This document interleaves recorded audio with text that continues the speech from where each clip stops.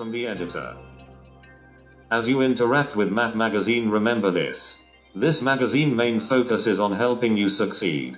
While on your journey toward true success there are bumps in the road. MMAP Magazine looks to smooth out these bumps by bringing you valuable information. Information that you can use not only for today but right into tomorrow, and the rest of your life.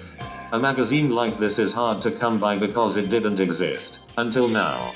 Now at your fingertips are articles and opportunities that will make you wealthy. Wealth is a self-construct which if cultivated will bring you closer to wholeness. If we don't have the answers here we'll find them for you, and create the materials you need for true success. If success is a process then true success is a universal law. MMAP Magazine has the keys that will allow you to unlock these laws, giving you access to your full potential. MMAP Magazine plants the seeds that will ease processes of unlearning negative programming. The thing holding you back currently from achieving true success is your programming. Once MMAP Magazine helps you to change your programming, the rest of the true success process is easy. Stick around and you'll see how simple it is to start making moves that will change your life for the better.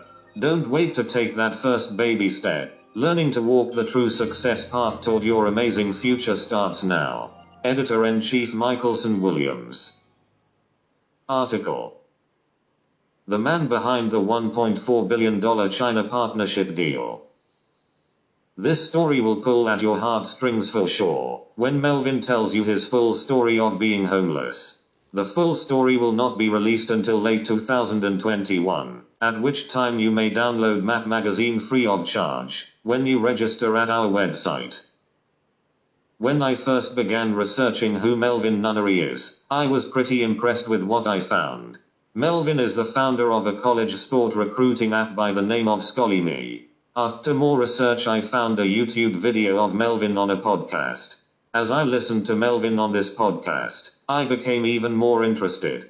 I had to see if Melvin would do an interview with me for MMAP Magazine. I reached out and Melvin was very receptive to being interviewed.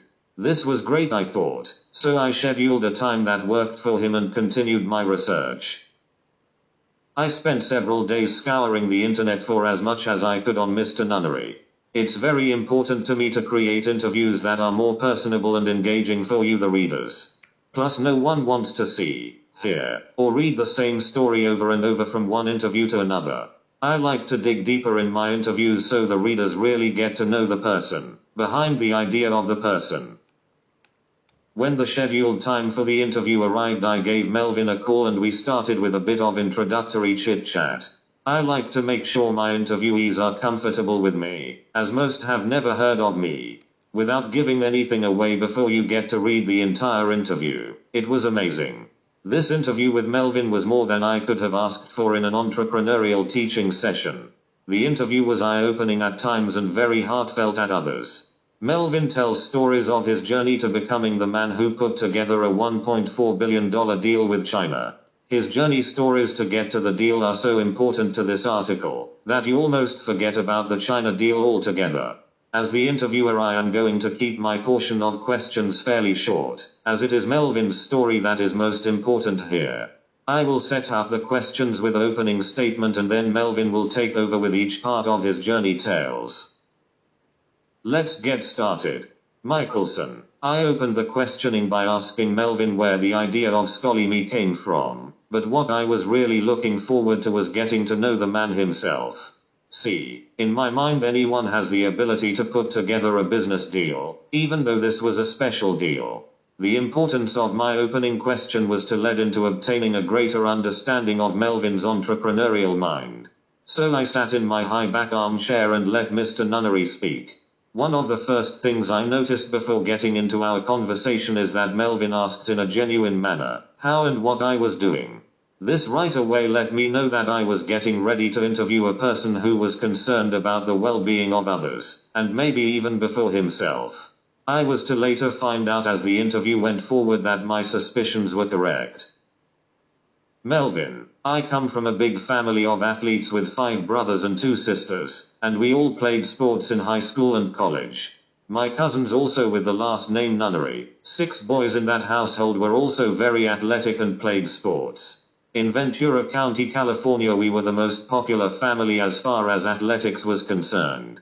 My family was very good in all the major sports such as football, basketball, and baseball. We were able to go to UNC of Southern California for college and play at the highest levels. Unfortunately, I wasn't able to personally play there myself because of a knee injury, but it allowed me to see that many athletes attending this school shouldn't have been there on scholarships. Don't get me wrong, there are some really talented athletes at this college, but there were some attending the school, at the time, that were there because of the hype. A lot of sizzle, no steak. I didn't really give much thought to what I noticed about the underperforming and untalented athletes at the time. I went on to start a sports training company with a friend of mine, Freddie Bradley, former San Diego Chargers football player, who retired due to an injury. We were training professional boxers like Victor Ortiz, football players Lorenzo Booker, Kiri Colbert, and other athletes at the college and professional levels from my hometown. One young lady that we were training by the name of Tiffany Hurd was a 6-foot lefty basketball player that could flat out shoot. Tiffany wasn't getting any scholarship opportunities at all. Tiffany was so good at basketball that she should have gotten a scholarship right out of high school. There were some games in a small college that Tiffany played for where she would score more than 30 points in a game. Tiffany came in our sport training facility to be trained, and I knew she had the talent to get a scholarship. I talked to Tiffany's parents and told them what they needed to do as far as her college transcripts. I told them to get some videos together and send them out to as many college coaches as they could. Once Tiffany and her parents did this, Tiffany was getting multiple scholarship offers from colleges around the country. Tiffany's own junior college coach did not believe that she possessed the talent to receive a scholarship, and was going to send Tiffany to a small school, Cal State University in Monterey Bay. Cal State is a Division II school and Tiffany had Division I talent. So Tiffany ended up receiving a scholarship from Providence, which was the #1 school for women's college basketball at the time, and even still today. Tiffany going to a Division I college like Providence forever changed her life. It was this moment that sparked us to start SchollyMe. We thought that if we could do this for Tiffany Hurd, then there has to be a way that students could pursue scholarships for themselves. This is how the SchollyMe app idea was born. SchollyMe is short for Scholarship Me. My focus completely shifted from the sports training center to creating the mobile app. Michelson, did you have any mobile app building experience when you started thinking about SchollyMe as an app? Melvin, absolutely not. I was barely even using apps at the time. Michelson, Melvin was so matter-of-fact with his statement about not knowing anything about app building when he started SchollyMe that we both laughed out loud. We chuckled at the proposition of starting an app company with no prior experience. But I digress. Let's get back to business. So, Melvin, can you walk me through how you educated yourself about app building, when you knew nothing about that space? Melvin, yes, sure. First of all, everything kind of happened through happenstance. I was living in a very nice residence with very nice furnishing, but I was losing it all at the time. I didn't want anyone like family and friends to know that I was losing everything, so I started living with my brother Paul. My mother lived very close to my brother Paul, whom I was staying with. My mother ended up having a stroke. When I was sharing the apartment with my brother Paul, I told myself that I had to get out of this situation. I began working on the SchollyMe app at my brother's place. After my mother's stroke, I decided to move some stuff from my storage, where I had all of my belongings from my previous residence. I remember clearly taking my daughter Maya's belongings, my computer, and a Letterman's jacket that had belonged to my deceased brother Curtis. Curtis died in a car accident when I was 13 years old. These were the only items I removed from my storage unit that day. Everything else I left forever. At the time I felt like if I had my computer I could rebuild my life back to what it was or better than my current situation. I built SchollyMe with that computer, and did it while I was homeless. All the while I was homeless and building SchollyMe, I continued to visit my mother in the hospital every day, took her to the doctors and recovery therapy, etc. I knew that somehow SchollyMe was going to get me through these tough times. I wanted to take care of my mother, all of the hospital bills, and all her needs with this vision that I had for SchollyMe. As I was building the concepts of SchollyMe, I didn't know much about computers except for working in Word documents. What I did was come up with the idea and concepts of how I wanted SchollyMe to work. I then shared my thoughts with a few friends, 3 to be exact. Once my SchollyMe vision was understood by these 3 key people, we hired a company to program the app. Now, because I didn't understand anything about programming a mobile application, I got burned 5 times, meaning I was losing money. After this, I solicited help from my friend James Chambers, who I played baseball with. James was working in the field of IT, information technology. James assisted me in interviewing new programmers to help build the SchollyMe app. But by this time I had already lost close to $100,000. The reason for the financial losses was because the programmers were building dummy application frameworks, and charging me as if they were producing a real product. The programmers were giving me what is called wireframes, which is much like a building schematic. The problem was there was no building, or in this case SchollyMe mobile application. I had to keep hiring new programmers after being scammed, which was hemorrhaging funds at a rate of about $25,000 a pop. Once I received the help from James Chambers, things started getting a little better, because he knew the right questions to ask the people we were looking to hire. Meanwhile, as this process was going on, I was studying the app building language myself, so I could understand enough not to be ripped off. We moved the SchollyMe application build over to India for a time and then brought the project back to the United States as we progressed. I took a lot of losses of investor money in the beginning trying to learn the mobile app build process. The investors were in essence paying for my mobile app building education. It was almost like they sent me to college. I had to learn not only the ins and outs of being able to find a programmer for the app, but I had to learn what programming a mobile app was itself. I didn't know what programming was or what coding was. It was easy for me to get taken advantage of because I didn't know what programming really was. I didn't need to be a programmer, but I definitely needed to understand enough of the programmer's language not to get taken advantage of again. I needed to speak programmer's language so that I could talk about JavaScript, Python, or any other vehicle to getting the app done.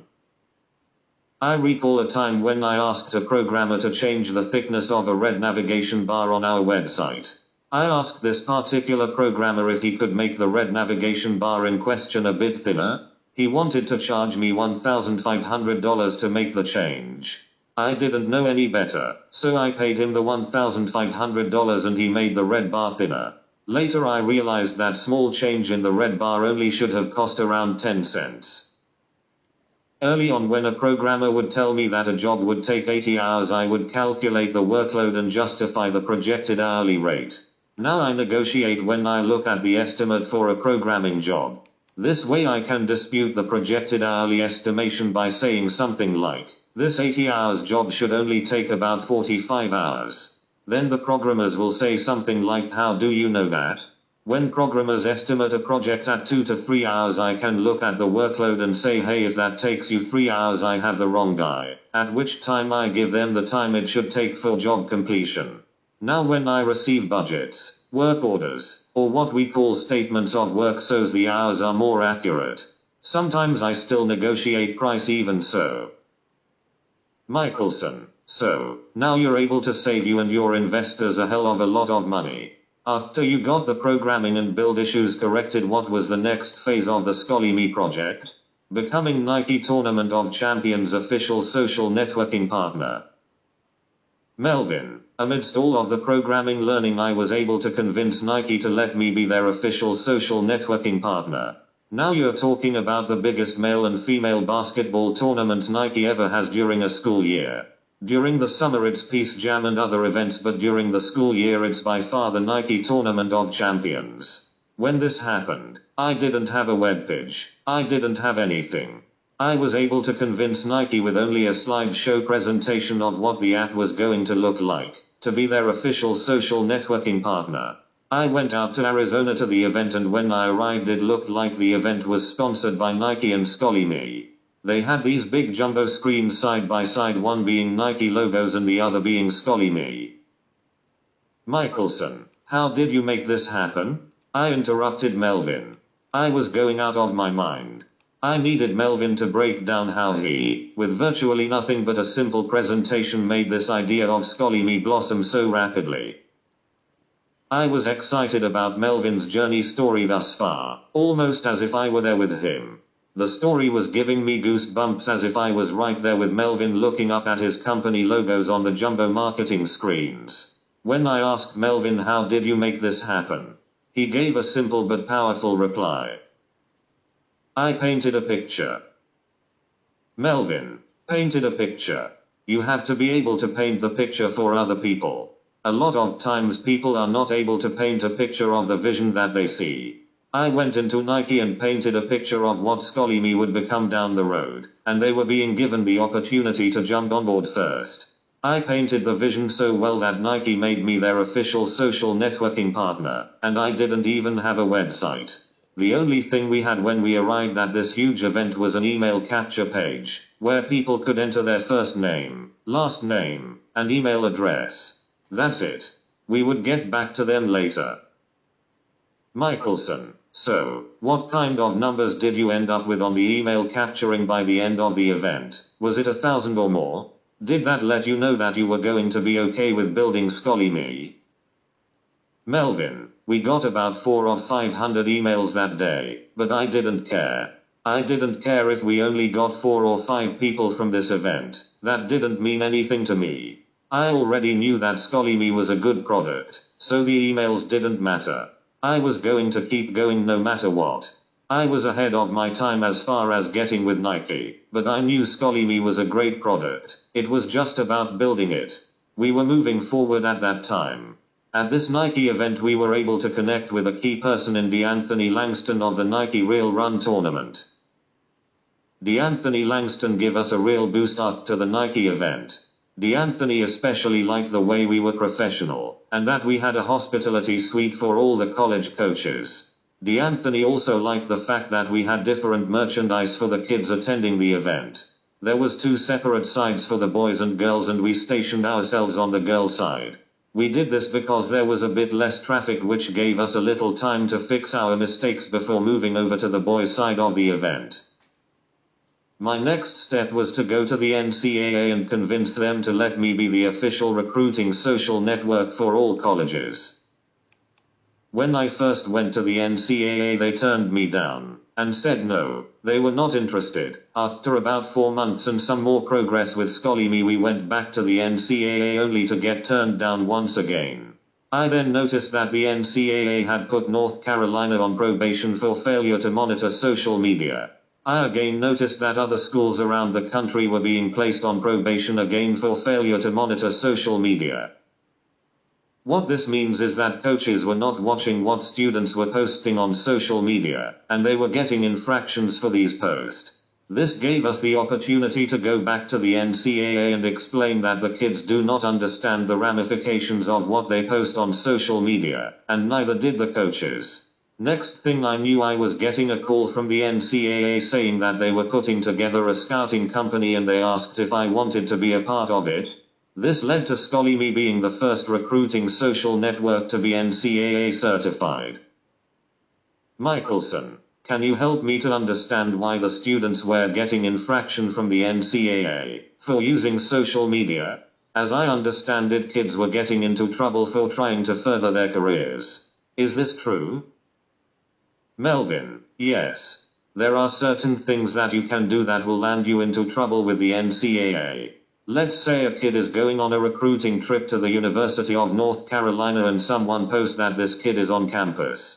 If they post on social media that the kid in question is going to sign with this school, that is an infraction, because you cannot promote this information.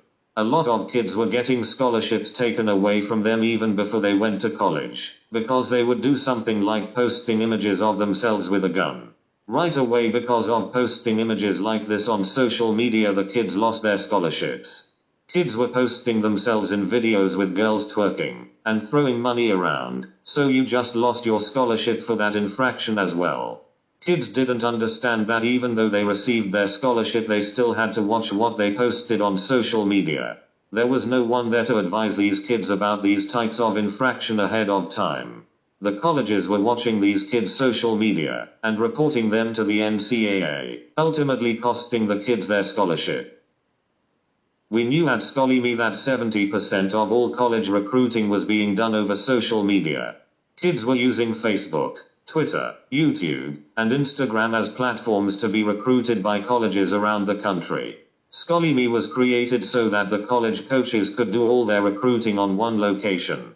There was no other company doing what we were doing at the time. There were college recruiting companies out there, but there was a big difference in what they were doing and what we do. The other companies were saying to students, "Give us your tapes, give us your transcripts and other information. We will package all the information up for you and send it to the college coaches." This process would cost a student between $3,500 to $5,000. These companies would take a batch of 30 or more recruiting packets and send them to all the big colleges at one time. College coaches don't want hundreds of scholarship-seeking kids' information packets sitting on their desk at once. They would rather have the information actually come from the athletes themselves. What we did at SchollyMe is, students don't pay us anything, we don't contact any colleges for students, and we don't promote students to any schools. All we are doing is creating the vehicle for students to do everything all by themselves, and that's free. We did it this way because no one is ever going to work harder than the student. Why pay a company to do something that college coaches don't want to see anyway? A coach will always open a package or email sent from a student directly, rather than a recruiting company sending bulk emails or packets. The students didn't know this information, so we built the platform for them to be able to promote themselves. We knew that if the coaches were already on Facebook, Twitter, Instagram, etc., looking for athletes, if there was one location, they would surely go there. I have another bit of interesting information that happened once we finally got approved by the NCAA to be their official recruiting app and social network. After this, we went to all of these schools and we presented them with a survey. The survey simply said if you could do everything you're currently doing as far as recruiting on Facebook, Instagram, Twitter, and YouTube, but we could provide the decision maker for the student, and the official transcript for this person, plus all the contact information, would you pay $1,500 for that service? That was the entire survey email content. Everyone said, "Mel, you have to go to the small schools first, and once you get a bunch of the small schools to pay the $1,500, you can go to the bigger schools." Michelson, something tells me you didn't do it that way at all, as I laughed out loud. Melvin, absolutely not. If the end goal was to go to the big colleges, why waste the time? Now this is a true story and I have the check stubs to prove it. We sent this survey email to all the top schools, not one small school. I was getting checks in the mail from Ohio State, Maryland, North Carolina, South Carolina, Notre Dame, Tennessee, Alabama, and all these other schools, and I didn't even have a contract. Not only did I not have a contract, I didn't have a product yet. So I called the NCAA and said that the named school sent me checks for a product I was thinking about doing. I wanted to know the rules for this. Do I have to give the money back or what do I have to do? The NCAA said you have to give the money back or build a product. Let the schools know that you don't have a product yet and go build the product. Not one school asked for their money back. They just said to put them on a list and let them know when the product was ready. So that's what we did, and I used some of that money from the schools to build the product. Our next step was to get top athletes to use the SchollyMe app. The top college athletes didn't need our app, but if we could get them to like it and use it, then other kids would use the application. We started by getting the number one players of 2013 to 2015 to use the SchollyMe app. Then we started getting coaches to sign up for the app. I remember one of my sales guys in the office just getting off the phone with a Louisville college coach and the coach telling my sales guys that we were too small. The coach wanted us to call back once we had more members on the app. At that time I think we had about 50 people signed up on the SchollyMe app. I told my sales guy to get that coach back on the phone. I said, "Coach, this is Melvin from SchollyMe. You just spoke with one of my sales guys. I want to know why you don't want to get involved in our program. The coach said again, well, you guys just don't have enough athletes. So I asked the coach how many athletes was he recruiting in 1 year's time. He replied roughly 5. I said, alright coach, if I have 3 out of that 5 you're looking for, and you can get in touch with these athletes right now, wouldn't that be worth it? The coach said yes. But how are you going to have 3 of the 5 that I'm recruiting when you only have about 50 people on your app? I told the coach, well, let's just see. Give me the names of the people you want to recruit. He did, and I had 4 of the 5 that the coach was recruiting already signed on the SchollyMe app. I told the coach it's not how many athletes we have signed up, it's the quality of the athletes signed. If you wait until we get a bunch of people on the app, the list will be saturated. If you join us right now, you'll get the best. People are on the SchollyMe app right now because it's hot, and we have cool features, not because they have to be recruited. The athletes are using the SchollyMe app to be braggadocious. I continued to tell the coach that because the kids were using the app, he would have access to all of the sports stats and other pertinent information for recruiting. This is how I was winning some of the coaches over to get them to use the SchollyMe app. From there our sales just kept growing even bigger, and we continue to build and refine the mobile app through that process. We still were having our ups and downs, as I had to fire 2 more programmers, and spent another $50,000 to $60,000 in the process. Then in 2014 I was transitioning SchollyMe into boys basketball. Girls basketball had just lost the biggest competition they had ever had due to the WBC tournament folding. The girls had the McDonald All-American League and the WBC tournament until the WBC folded. Prentice Beverly came to me and said it was sad that the kids no longer have the WBC tournament to play in. Can SchollyMe do something? So what we did was put $70,000 into that venture and took over that girls basketball tournament. Once this was done, we brought the boys into the tournament as well. This made us the second largest game to the McDonald All-American League in 2014. We even beat Michael Jordan's game that year for girls basketball. We did an all-worlds game where we brought in kids from all over the world instead of just the United States.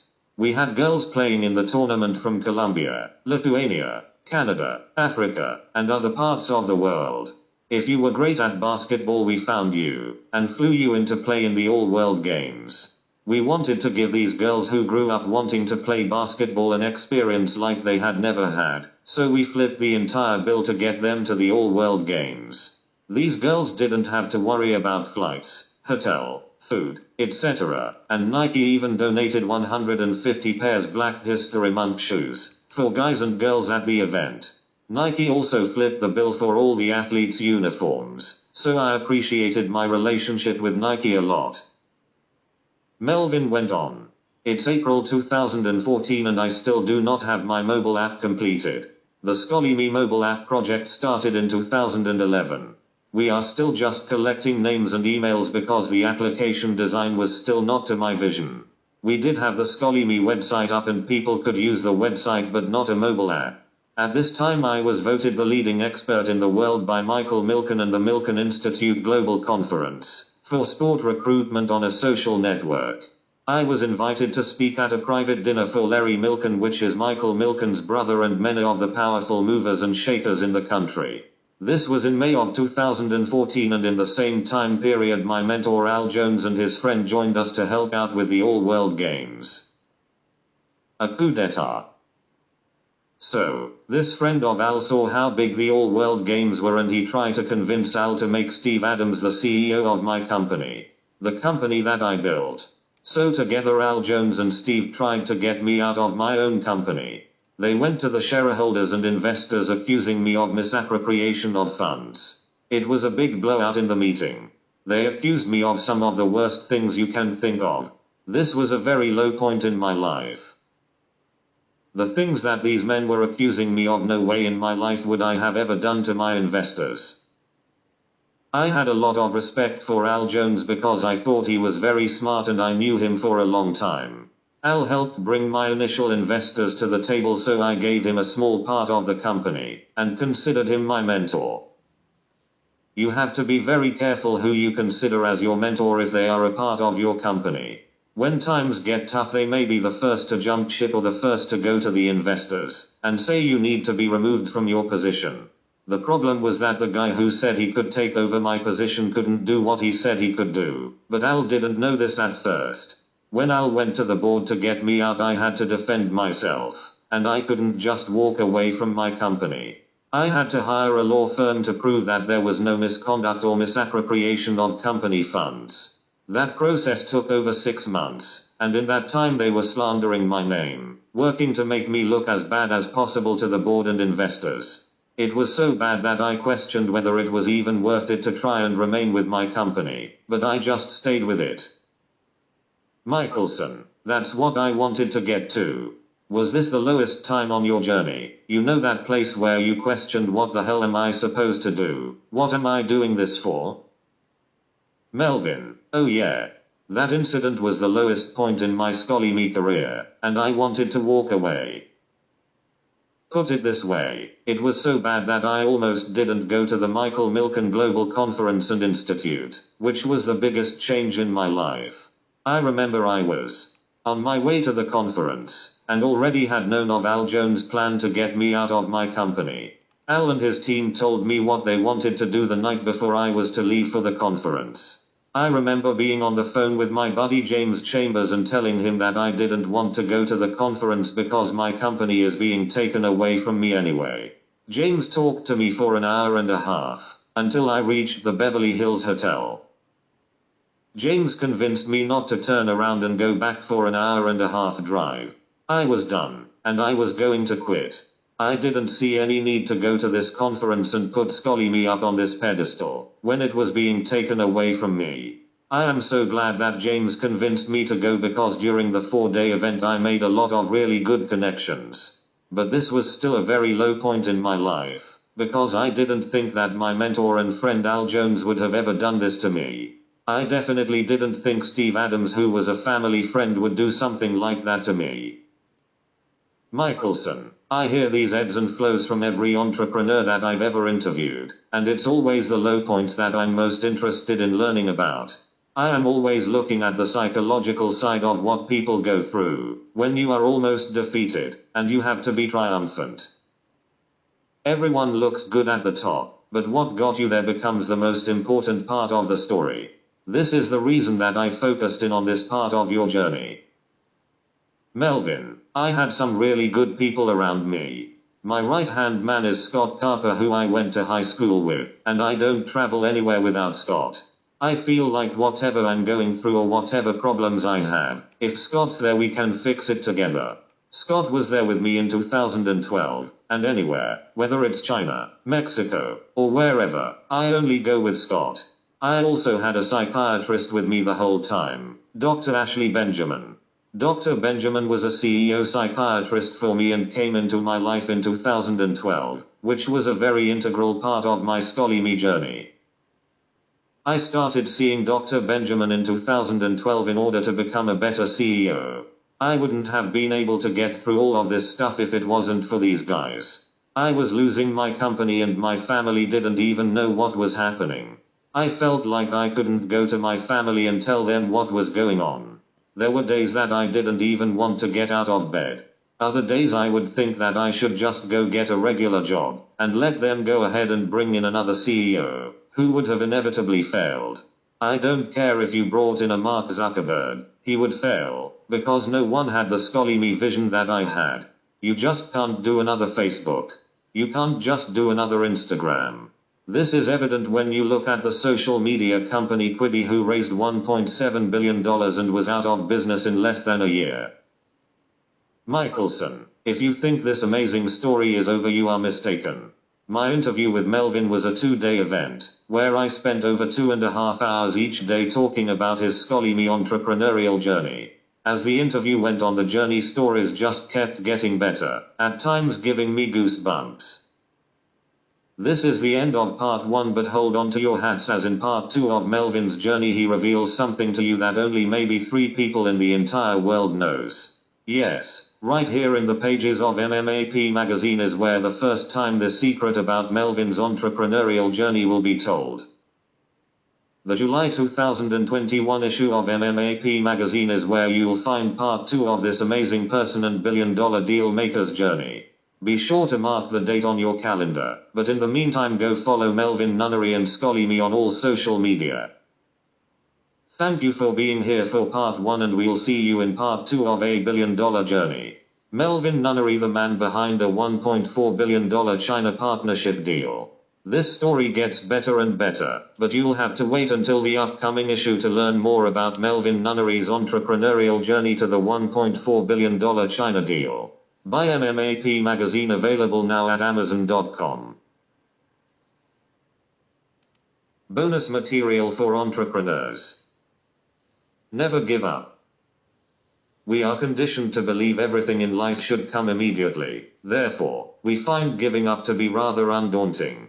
Sometimes we take life for granted and believe we are entitled to a free ride in the pursuit of a lavish existence. Some people give up long before they are able to realize their ability to accomplish the dream. People want everything to be given to them on a silver platter and rather place blame elsewhere when things don't go as planned. Not giving up while in pursuit of the dream life doesn't mean working towards the goal blindly. Never giving up means learning lessons while on the true success journey and taking responsibility for every pass or fail along the way. How does this mindset of never giving up apply to the entrepreneur? As entrepreneurs search for new business opportunities, there should be an openness of mind and patience while waiting for positive results. If there is a business-related opportunity and money isn't made immediately, don't fall so quickly into the negativity of thinking it was a scam. While there are people who try to get over on others, there are no scams. Only unresearched cons pulled on people who are many times driven by greed. No one can pull the wool over the eyes of an informed person. Use due diligence in order to plan your path to dream attainment and true success. With proper knowledge and understanding of any opportunity, the informed entrepreneur can move forward in the venture without hesitation.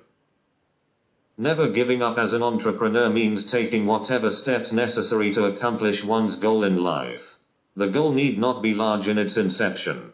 How large or small the goal is only matters to the conscious mind. The unconscious mind couldn't care less. If the conscious mind recognizes a goal as something unattainable, this increases the chances of quitting. Notice, I did not say failure as quitting, and failure and quitting are not the same, one being deliberate, the other being sometimes essential to true success. When the entrepreneur learns to use principles which are not driven consciously, this allows the subconscious to move more effortlessly towards goal attainment. Therefore, never give up, as energy invested initially to realize true success will reveal itself through positive results springing forth unconsciously. From Michelson Williams, Editor-in-Chief at MMAP Magazine, author of Trainwishing, The Secrets to Positive Brainwashing, and True Success Naturally, Corrective Linguistic Programming.